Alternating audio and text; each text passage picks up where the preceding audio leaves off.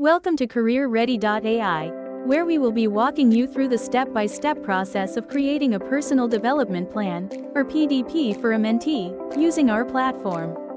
We'll cover 6 essential steps that will help you add new PDPs, select program, identify reflections, choose areas of improvement, set goals, and monitor progress. Let's get started. To begin, navigate to the PDP tab on your dashboard.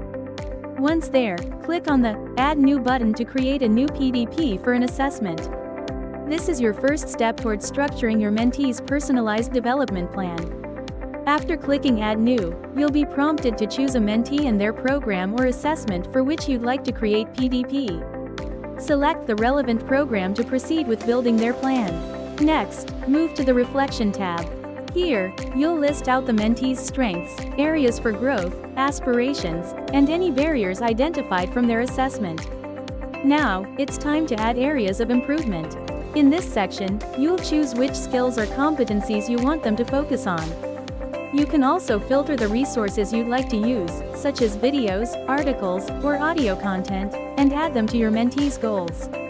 Once you've identified your areas of improvement, navigate to the Goals tab. Here, you can see the goals you've already set or add new ones.